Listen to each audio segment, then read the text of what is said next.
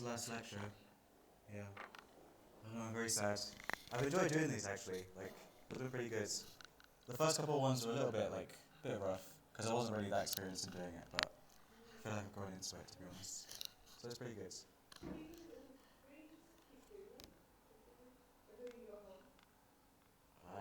I won't have time. I won't have time. Oh, okay. Hello. Welcome back to Beginner Chess. Hello YouTube as well. They're watching here as well. Is that? That's so nice. Can I show the camera? Can I show the YouTube people? We have Chess King as well. He's our mascot for today.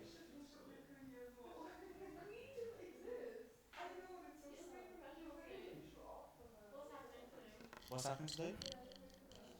Professional? The weather's nice. I thought I'd put on my... I usually wear like jumpers and everything, like, because it's cold. Today's like not so bad, so a little bit of a different thing. Yeah.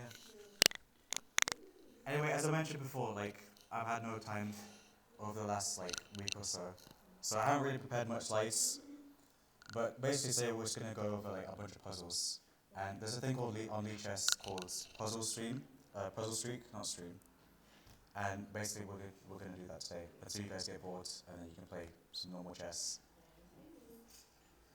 So, throughout semester 2, we've done 2 endgames lessons, or maybe 1. I think I cancelled one of them. But we were supposed to do 2 endgame lessons, 2 opening lessons, and 2 middle game lessons. And then after that, like, we were supposed to do 2 tactics lessons. But obviously, the next week is your last week, so I'm not going to do another tactics lesson. I'm going to do something fun, hopefully. I haven't thought of what to do, but you have to do some tactics for today's session. If you don't want to do tactics, just go to the next video, whatever, I don't know. I like talking to YouTube people for some reason. They can't hear me, but not many. But yeah, we got tactics today. I don't have any like learning objectives. Basically, as I mentioned, like, we're doing tactics. We're gonna do some puzzles. There's no learning objectives to that, I suppose. But I'm gonna like do a little bit of a recap of what we did in the semester 1 lectures. So introduction to tactics 1 and 2. Basically, what a tactic is that it's sort of a move that it's not very clear to find, I suppose. But once you do find it, it's a very powerful move, and either it can win a lot of material, or it gains you like a really huge advantage, pretty much. So tactics, they can be quite easy to find. Some of them are quite more difficult to find. And there's a bunch of different tactics that we covered in the previous lectures. So we covered forks, we covered pins, we covered skewers, we covered discovered attacks.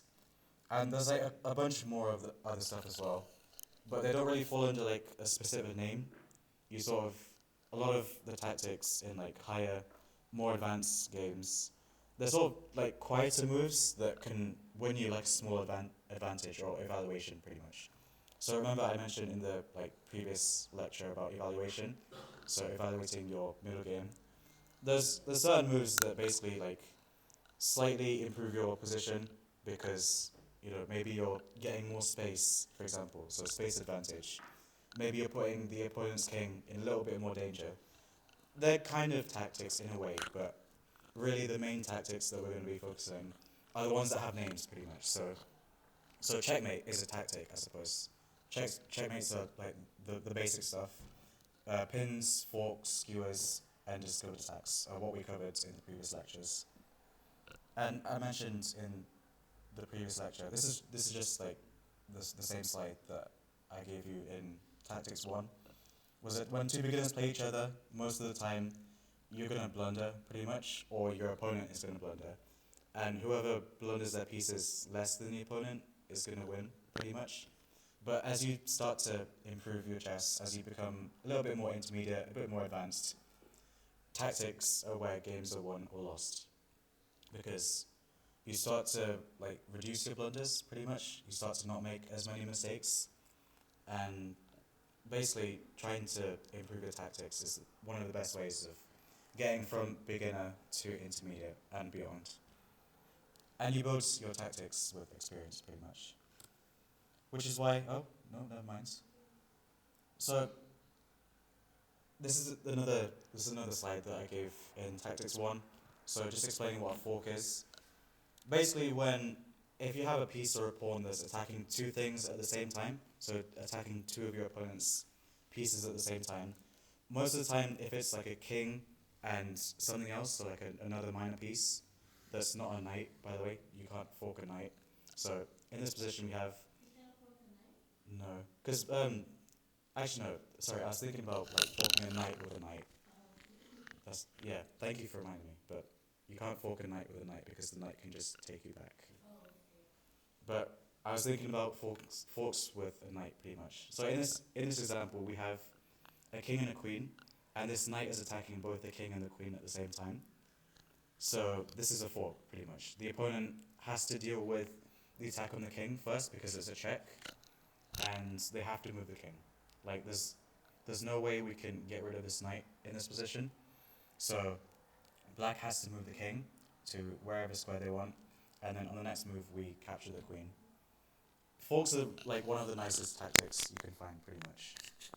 They're really satisfying, I suppose. There's another thing called smothered checkmate as well, which is even more satisfying. Smothered checkmate. I can show you that later on, but for now, forks are pretty nice. They're very satisfying to do. So I mentioned before, we've got these two pieces. They're being attacked by the same knight. So once the king moves, we can capture this queen for free. That's forks, pretty much. Does that make sense so far? Pretty simplistic, right? We've also got pins as well. So basically a pin is where, when you're attacking a piece, when you capture it, it also attacks like a more, basically like, this rook over here is attacking this bishop, and this bishop is what's called pinned to this king, pretty much. So this bishop is not able to move, because if we do move it, let's say to bishop f3, this rook is able to attack this king. And that's an illegal move, pretty much. You're not allowed to move this bishop because it reveals attack on a more important piece. So as I mentioned here, the pin is when a piece is attacked, but the attack leaves the attack piece unable to move. The attack piece cannot move, since moving it would uncover an attack on an even more valuable piece. The king is the most important piece on the chessboard, right? As I mentioned in the last lecture, it has the most value, it has infinite value. So if we lose this king, we lose the game, which is why it's illegal to move this bishop, because it attacks this king, and we don't want that. Does that make sense so far? I explained it really horribly, by the way. Like, I haven't looked at these slides in since the last time I did it, so my explanation was not great, but basically this bishop is pinned because it's moving it would reveal an attack on an even more important piece. If this was a queen, for example, that's even more important than the bishop. You are still allowed to move the bishop, but you still lose your queen anyway. The reason why you can't move this bishop right now is because it reveals attack on a king. Does that make sense so far? Yeah? We've also got skewers as well. So skewers are sort of a reverse pin. When you look at pin, for example, you're attacking a less valuable piece, and moving that would reveal an attack on a more important piece. But a skewer is the opposite of that, pretty much. A skewer is when you're attacking a more important piece, and the more important piece has to move out of the way, and the attacking piece can take the less valuable piece that's behind it. So we've got an example over here as well. We've got this king, it's being attacked by this rook, and when we move this king, if we're playing as black, when we move this to here, wherever we move it, this rook, so this king reveals the attack on this knight as well, so the knight is less valuable than this king. So once we move this to here or whatever it is, this rook will capture this knight. Basically a reverse pin, pretty much. You're attacking almost two things at the same time. Does that make sense? That should say knight, not bishop, I literally just copied and pasted it. I haven't even looked at it, but it should say Black Knight and Black Knight. Sorry? I'm critiquing me. Yeah. Yeah, they eat me up. No. Sorry, YouTube. We also got a discovered attack as well. So these are also pretty nice. These are pretty satisfying to do as well. And basically, when we have an attack, we have two pieces over here. And whenever this rook moves, this bishop has a discovered attack, what we call a discovered attack, on this king. So if we move this rook, this bishop is now able to see these two squares now, and this bishop is now able to see the king. And because it's a check, so because it's attacking the king has to move out of the way, pretty much. Exactly. So we use the piece that's moving out of the way, we can sort of like force it into a position where it's usually not able to go to. So let's say if this king was here, for example, so if this king was on h5, we're not able to play, we can because the bishop defends it, but the move isn't as powerful because you don't have to move the king out of the way. Basically, so if the king was on h5, for example, and we play rook b4, we're not guaranteed to win the queen because the queen just moves out of the way. Whereas because the king is on h6 and we move the rook to b4, attacking the queen at the same time, we're attacking the queen and this bishop is attacking the king at the same time, which is why it's called a discovered attack. You're discovering an attack on the enemy pieces. And these are, as I mentioned before, these are really nice to do, pretty much. And basically, you're going to play a lot of chess games in your life, hopefully. Maybe you're going to quit, but don't quit. Chess is great. But essentially, if you do play a lot of chess games, you're going to not see most of these tactics, but it comes with experience, pretty much. The more that you do puzzles, the more that you have experience in chess, you're going to start seeing these tactics more often, pretty much. And essentially, the best way to learn and spot these tactics is to do chess puzzles. And basically, there's a couple of websites. So chess.com is the main one. There's Lee Chess as well, where they have basically a load of different chess puzzles. What a chess puzzle is basically it generates you a random position, pretty much, and you have to find what the best move is. I say random, it can be random, it can be from a previous game in a database or something where you have to find the right move. And basically it helps you sit down and try to find what the best move is. Because a lot of the times in your games you're going to be very tunnel vision on certain ideas that you might not see the tactic pretty much. So tactics are chess puzzles are basically getting that tunnel vision out of the way, making you see the entire board as is and not be so tunnel visioned, I guess. And so for today's session we're going to do what's called a puzzle streak. So this is a website called leechess.com or leechess.org, I don't know, leechess.org, yeah.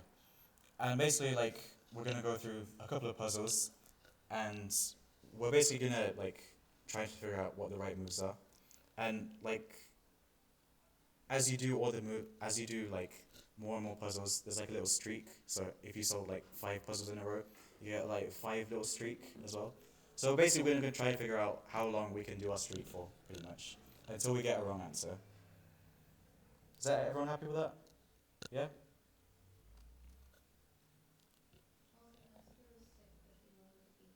She's sick? Oh.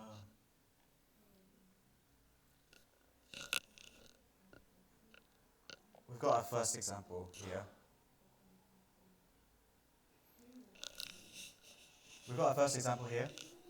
And the best way of looking at a chess puzzle is we need to ask ourselves 2 questions. First of all, what's the material like? So are we up on material? Are we down on material? We're playing as white. Are we up or down material? We're down a bishop. Yep. So black has 2 bishops, we only have 1. And we have equal knights and we have equal rooks. Yeah, we have this extra pawn here as well. So we're down a bishop, but we're also up a pawn. And the next thing that you need to look for is something called checks, captures, and attacks. I mentioned this to you guys like so many times. I've sort of like hammered this into your heads, but checks, captures, and attacks pretty much. This is sort of like a series of forcing moves that you can do that basically try to help you figure out what the best move is. So a check is an attack on the king, like a direct attack on the king. A capture is, as it says, like you're capturing a piece. And an attack is, or threat, as some other people call it, so checks, captures, threats, checks, capture, attack, whatever it is. But an attack or threat is basically what it says on the tin, you're attacking an enemy piece or a pawn. So we've mentioned what the material is like. We're down a bishop. Are there any checks in this position?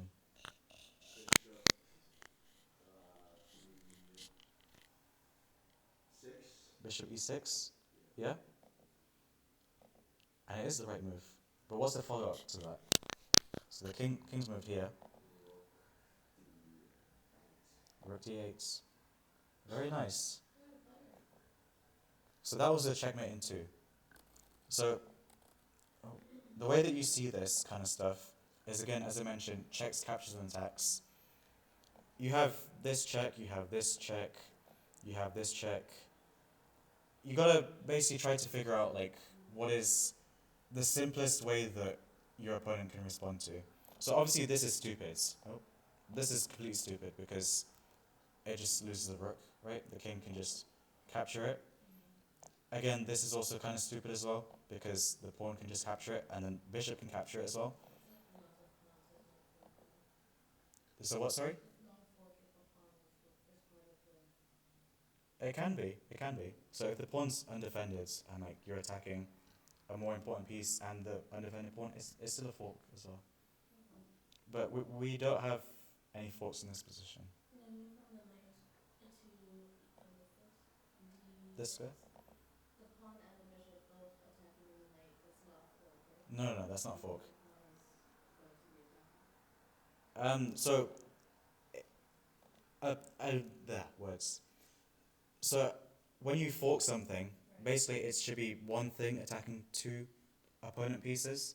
Right now, this, if we do go here, this is 2 opponent pieces attacking 1 thing. So it's kind of the opposite way around. This is a blunder. It's just a blunder. You just lose a piece. So we have to. We've eliminated this move and we've eliminated this move. So we've got to look for this move pretty much. So after the bishop does go here, we got to calculate where does the king move, and also is black able to block this check as well? So they can't block it pretty much. They can't put anything here. This is the only square that if you are able to block it, you should be able to move something here. But obviously if we're playing as black, they can't do it.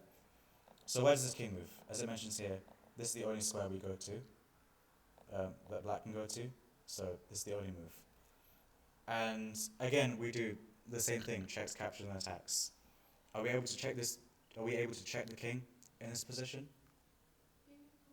He did, but I'm like walking you through how you'd see it. But you will be able to check the opponent king with rook d8, exactly. And that's how you do chess puzzles pretty much. At the simpler level, just checks, captures, and attacks, and figure out what the material is. Are we even? Are we up material? Are we down material? And checks, captures, attacks is the main thing pretty much. Because you can still be down material and have a tactic, but you just gotta look for the material as well, just in case anything pops up from there.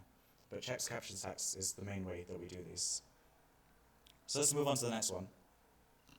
By the way, I haven't looked at any of these, like they all come up randomly, so I'm solving it at the same time as you guys as well. So first of all, what's the material like in this position? Are we up material? So we're playing as black. Are we up material or down material?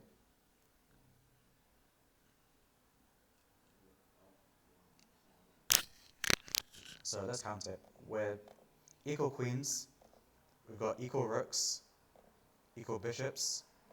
1, 2, 3, 4, 5. 1, 2, 3, 4, 5. So equal material, pretty much. How about checks? Are there any checks in this position?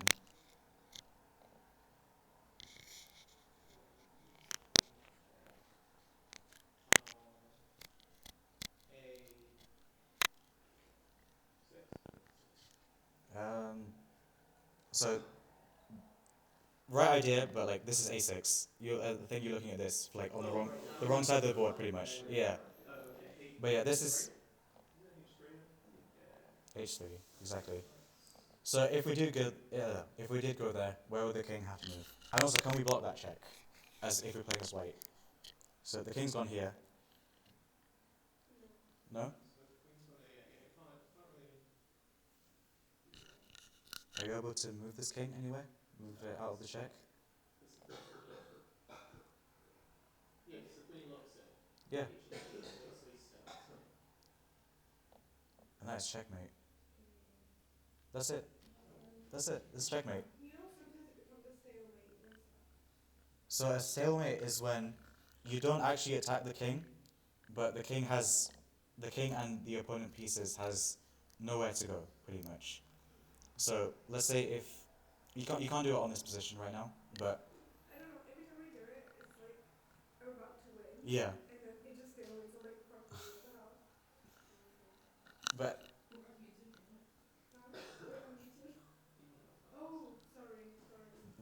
they won't be able to hear you anyway. It's okay. They might be able to. I don't know. Like I haven't watched it. I haven't watched all of these back. It's okay. But basically, like if you're trying not to stalemate, so if you're like up a queen, for example, and you're trying to checkmate your opponent's king, always before you make your move, always ask, can the king go anywhere else? Like, am I checking the king, and can it go anywhere else? Just to make sure that you don't stalemate. It's very common to do that, like at beginner. If you block all of the path, pretty much, and the opponent doesn't have like any pawns that can push or any other pieces that can move, that's a stalemate. There's like also different like stalemate traps that your opponent can do. So like they can lure you into making like a certain move that looks correct, but basically always just ask yourself, can the opponent move? Are they in check? Pretty much. But yeah, this is checkmate because the king is in check and he can't go anywhere because the queen covers all the path. And there's nothing that can block the check on the king, so it's a checkmate. And again, how do you see this kind of thing? Checks, captures, and attacks. If you have this kind of position in your game, you may be thinking, oh, my queen's under attack, so maybe I'm going to move it here. For example, I need to get it out of the way of the attack, so I may move it here. But again, you got to look for the most forcing moves, which is the attack on the king, which is also a checkmate. Let's move on to the next one. What's the material like? Are we up material? We're playing as black.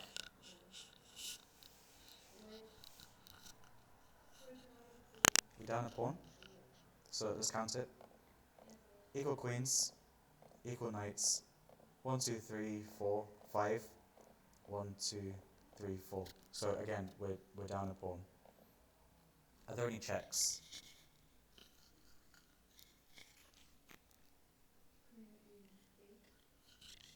Queen e8. Oh no, we're playing as black.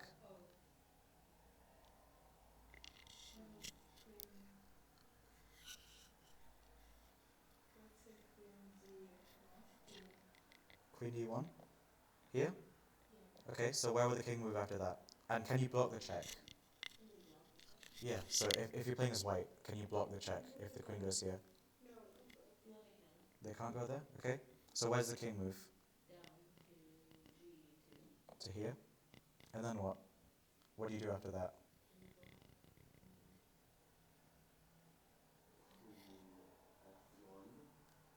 Queen f1.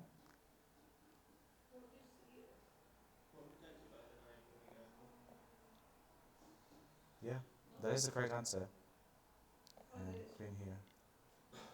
Yeah, that is checkmate as well. So, just to recap, queen goes here. The king's only escape square is this square because we've covered off all of these squares and we've covered off this square as well. So this is the only move that it can go to. And again, we look for checks, captures and attacks. And the only check that we have in this position is this one, and we have this one as well. We've already been to this square, so it's not likely that it's the correct move. But if we go here as well, we cover off these squares for the king. And the knight covers this square as well. So this is what we call a checkmating net, I think. So we're basically covering off all the squares that the opponent can run to, and we're delivering the checkmate. So just to recap, queen goes here, only move that the king can go is this square, and we cover this square with the queen, with also an attack on the king, and this square is defended by the knight. And again, you see these through checks, captures, and attacks. Does that make sense? Yeah?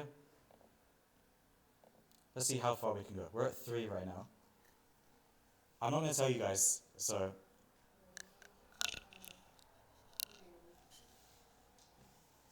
Very down severely, yes.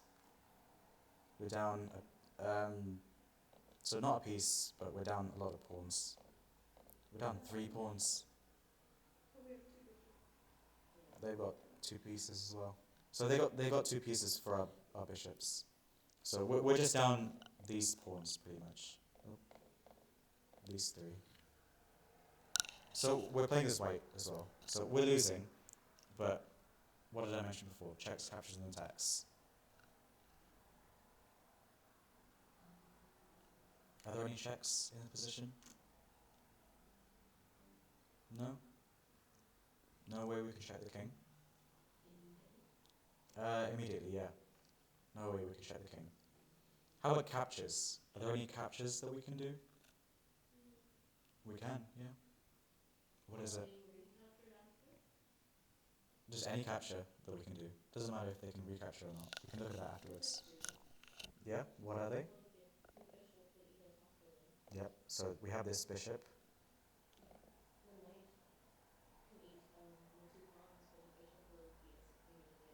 Yeah, exactly. So there's no checks, there's no good captures, because if the bishop captures, we just get taken back. So are there any attacks that we can do?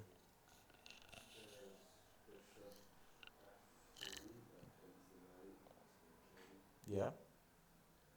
And then what? Yeah, exactly. So, as I mentioned before, this is the correct move actually, because we actually captured this knight. So let me go back to that. We're attacking this knight at the same time. So I mentioned before, we had forks, pins, skewers, and discovered attacks. This is what we call a pin. Remember that we're pinning this knight to the more important piece, so that this knight is no longer able to move, because if this did move, it would be an illegal move, because it would reveal the attack on the more important piece. So this king has to move out of the way, and on the next move, we're just going to take the knight for free. In some positions, you probably can, like, let's say if there's a pawn here, or if there's like a pawn here, for example, and we see that there's like this pin on our knight. If we're playing as black, we can always just push this pawn and defend the knight, and it's not really a pin anymore, so we've broken the pin. But in this position, there's no way that we can, if we're playing as black, there's no way that we can actually defend this knight anymore. So the only move is just moving the king out of the way, or just playing any other move, and on the next move, we're just going to capture the knight, completely for free. So again, that was the example of the pin that I mentioned before. Does that make sense? Yeah? Well done for finding that, by the way.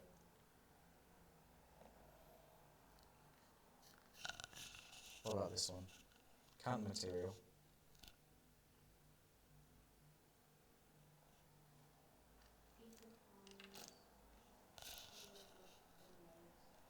Mm-hmm. They have 2 rooks, yeah.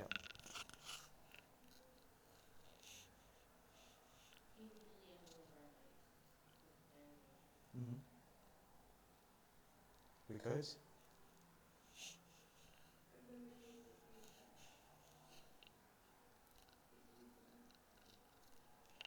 So where would you move the knight to? To c5, yeah. It would be in check, yeah. So that's one of the checks. Where does the king go? So the king's under attack right now. If the knight was here, where is he moving? He could take the pawn, yeah.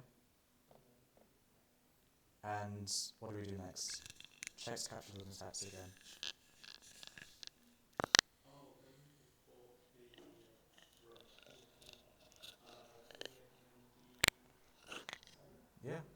exactly.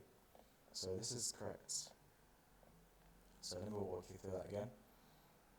Again, we check the king. So we play this move knight c5. This king can move all of these three squares. If it goes here or here, so to this square or this square, what do we do? You mentioned the same move before? Yeah, exactly. So if it goes here, we're attacking these two pieces at the same time, and there's no way that we can defend either of them. We can't defend the rook, so the king has to move, and we just take the rook. Same with this move. So this was what happened in the proper game. We're attacking both the pieces at the same time, and wherever the king moves, we take the rook. Now, if the king goes here, for example, what happens then? Push the pawn.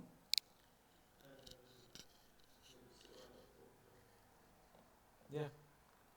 So again, this is what we call a fork, but with a pawn. So we're attacking two things at the same time. There's no way that black can capture this pawn because again it's defended by the knight. So if the king moves out of the way, we're gonna capture with a check because we promote to a queen. That's a really nice puzzle actually. Like that's a really nice one to find. But again, you find it through looking for checks, captures, and attacks. Is that a good one? Do you like that? Yeah. Yeah. Exactly. Yeah. Come on. Well, I'm pressing continue the streak, and it's not continuing the streak.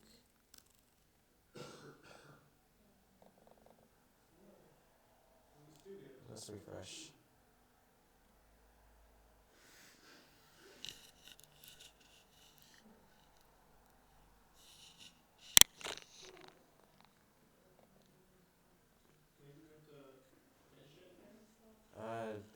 Yeah. I think the internet's just died, that's all it is. Yep, there you go. Oh, we're back. Okay. So we've just done this puzzle. We just did that. What about this? Yep, we're playing as white. Count the material.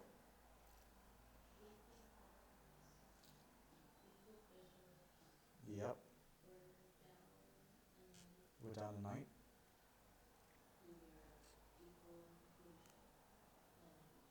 Yeah. Are there any checks?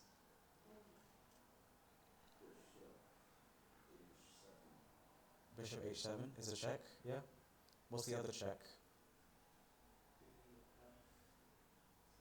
Yeah, queen f7. Why do you think that?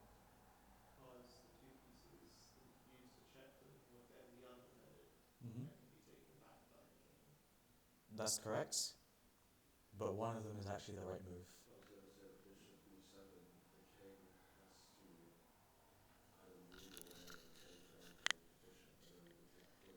Exactly, yeah. So, bishop here, if the king takes, then you win the queen. So this is what we call a deflection tactic. I didn't mention this in the previous slides, but it's what we call a deflection tactic. So we're deflecting the king from the defense of this queen with this bishop check. So this this this king is not able to defend the queen anymore because it's under attack right now. The king has to go to any of these squares and relinquish the defense of this queen.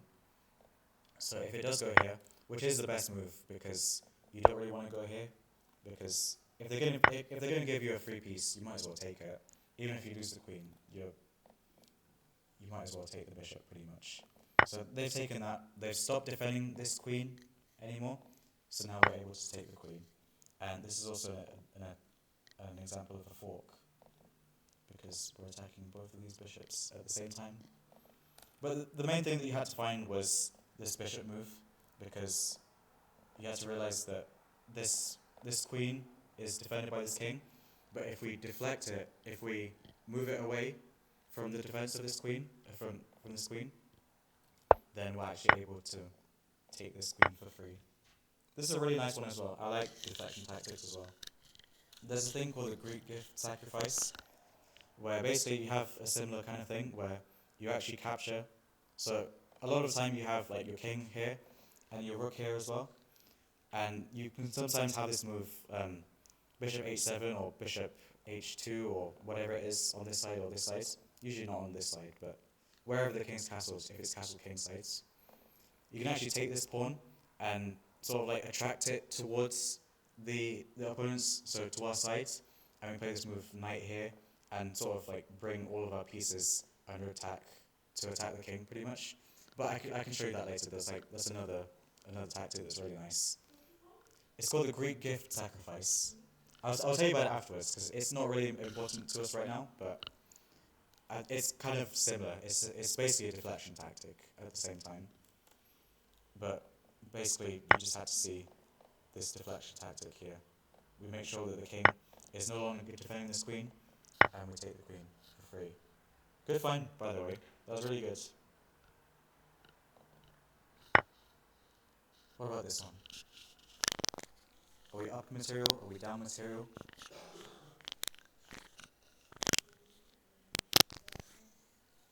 Okay. 1, 2, 3, 4. 1, 2, 3, 4. Same bishop, same rook.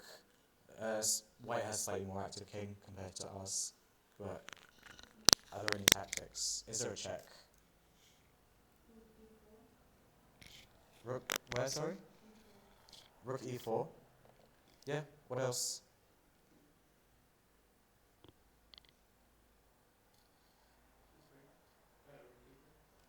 Yeah? Anything else?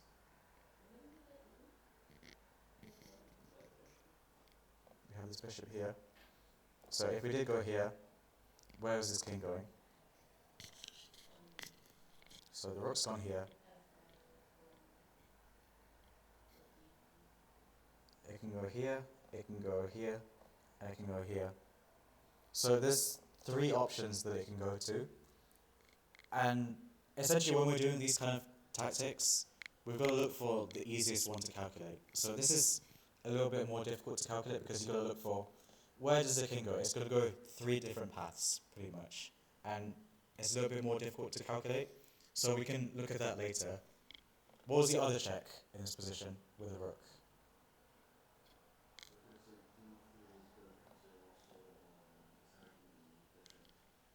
Yeah, exactly. So rook here, we're attacking this bishop and the king at the same time. So we can just capture this bishop for free. So again, how do you see this kind of thing? You're going to look for these 2 checks. You're going to realize that, oh, this king can move so many different places. I don't really want to calculate that. I'm going to look for something a bit more simpler. And you're going to see this move as well. And you're going to see that, oh, we're attacking 2 things at the same time. What's that called? Fork. Exactly. We're attacking 2 things at the same time. We're attacking the king and the bishop at the same time. Wherever the king moves, it doesn't matter where it moves, we're going to capture this bishop for free. Does that make sense? Yeah? How about this? How's the material? Are we equal? Are we doing very good? Are we doing very bad? Sorry, what did you say? Okay. Better in the bishop department. Yeah.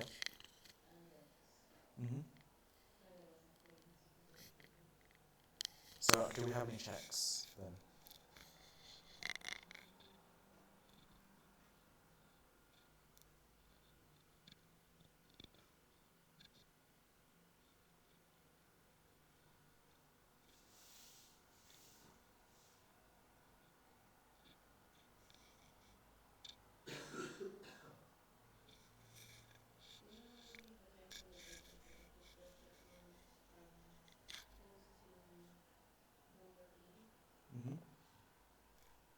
That is a check, yeah. But where does it go? Where does the king go? Are we able to capture this bishop? Yeah, you will be able to. So the king can just take it. The knight can take it as well. Could do. Where's this king going after that? Can it go upwards? Are you sure? Why can't it go upwards? Exactly. So this bishop covers all these squares.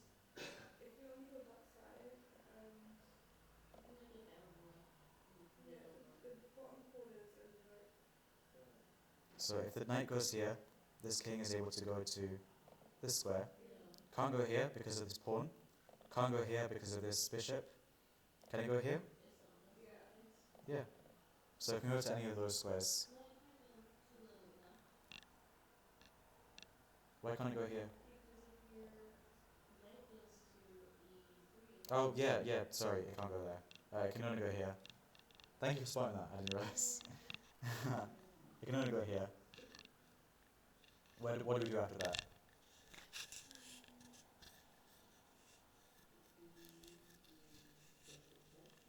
Which pawn? D pawn? Where do you push it? Yeah.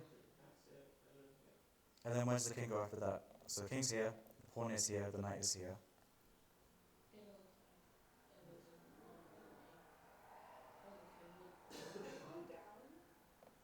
Can I go down? Can I go to the square? That's our bishop, yeah. Can I go to this square? It's already on this square, yeah. Good. Maybe. Can I go to this square? No? We've got this bishop here. So, it is the right answer. Look at that. I can't capture this because the knight is defending it. Can't go here because this bishop is here. And I can't go here because this knight is defending that square. Yeah, exactly. Yeah, of course. Of this position or the solved one? The solved one? Yeah. Oh. So that defends that, that defends that, that defends that. And that defends that. Does that make sense, by the way? Yeah? We'll give it like, we'll get it to 10. We'll do 2 more, and then we can play games. But yeah, again, you find these through checks, captures, attacks again.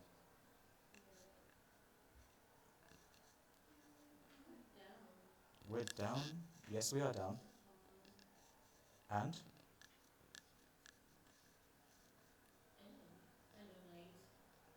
Yeah. So we're playing as white here. Any checks? You can do. Where's the king going after that? Also, can you take it as well if you're playing as black? No? Can I go down? You sure? Can I go to this way?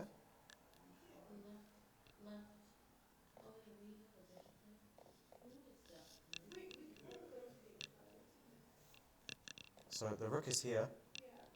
Can you go here? No, because the rook. Yeah. So we can only go here. And then what? Can we, any more checks? Any captures? Any attacks? Pawn h4. Where does the king go after that? Yeah. I can't eat it. Why? Exactly. Remember, this rook is covering all of these squares here. So this is the correct answer, because remember the rook is here, covering all of these squares. This is the only square that the king can go to, and we push this pawn. Note that we don't capture this pawn, because that's not really forceful. Checks are more powerful than attacks. So we push this pawn. We make sure that the king can't go anywhere else, and this is checkmate. Again, checks, captures, attacks. Good job for finding that as well. That was really hard, because you had to figure out that the rook was still there, and that you can push the pawn and it's defended by this rook as well. So that was really nice that you found that. We'll do one more. This was the last one. We'll get to 10.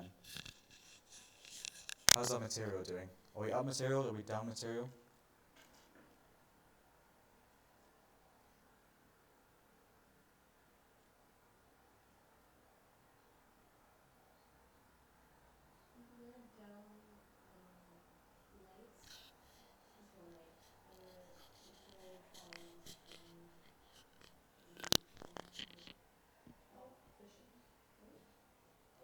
Are we down a knight? 1, 2, 3. For 1, 2, 3. But we have two bishops. So we have two bishops. They have two knights, and we have the knight and bishop. So we're equal in minor pieces. 1, 5, 6, and 1, 2, 3, 4, 5, 6. Exactly. We have same rooks. We have same queens. I only checks in this position.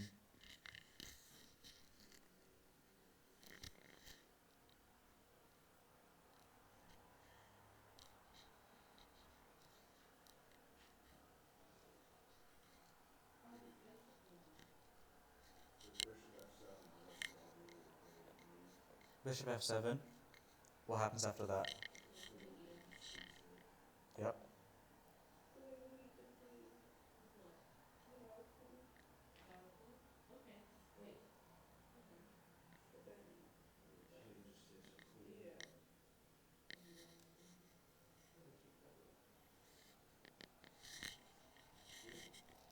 What did you say, Charlie? So tell me the entire thing. So assuming we go this way, Hmm. we go bishop takes pawn on f7. Yeah. They go queen takes bishop on f7. Yep. We go queen takes queen on f7. Yep. They go king takes queen on f7. Hmm. Then we play a sneaky one and go rook takes rook on d6.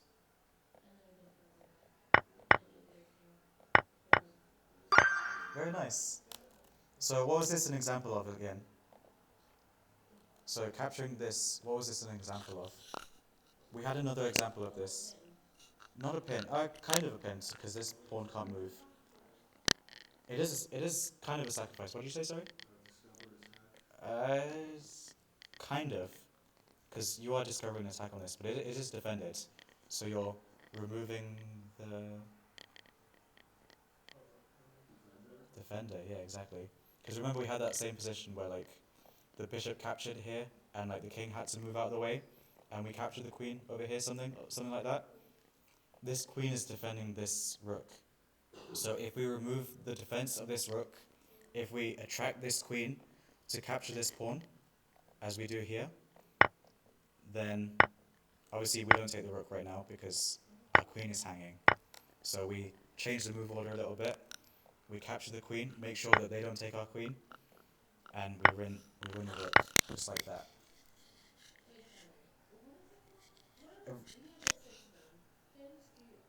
Yep. Yep.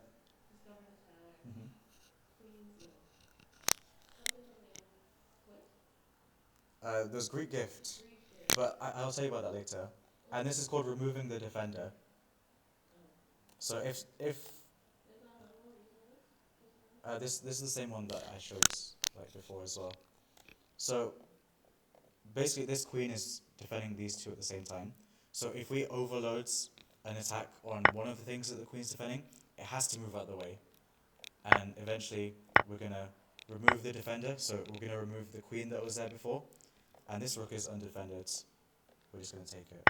And even though we've lost our bishop, so we captured the pawn for our bishop. So we were down material briefly, but because we won the rook is more valuable than the bishop, so we've gained material in that tactic pretty much. That was a really nice one actually. That was pretty good. We got 10 in a row as well, so very well done. I'm very proud of all of you guys. I haven't really done these that much, so I don't remember what it is, but I don't know. Yeah. But anyway, let's carry on with this. Yeah, so we did some chess puzzles, and now it is your turn. Basically, just play some games against each other. Try to, if you find a tactic, then do let me know, because that'd be very good. Yeah? Greek gift, yes, I'll show you that after. Yeah. Yeah. You can play her, yeah. You can play her bot.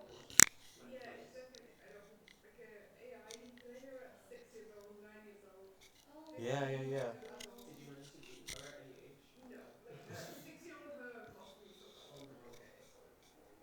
Yeah. Which is crazy, actually, yeah. She was a social experiment anyway, or like a science experiment. You didn't watch it, so you don't know. But yeah. Anyway, thank you guys for coming. Obviously, this is the last like proper lesson that we're doing. The next one's gonna be a bit more fun, hopefully. But I hope you do find these fun anyway. Like, I hope that you had a good time as well. Something fun. I haven't really prepared it. I'll have snacks. I have like, we'll do like some. We could do a Kahoot, yeah. I was gonna do a Kahoot on the Thursday session, so the last Thursday session. Yeah. We're also gonna do human chess. We're gonna do human chess, yeah, on the last session. But yeah, thank you guys for coming, and I'll see you next week. I'll see you around YouTube.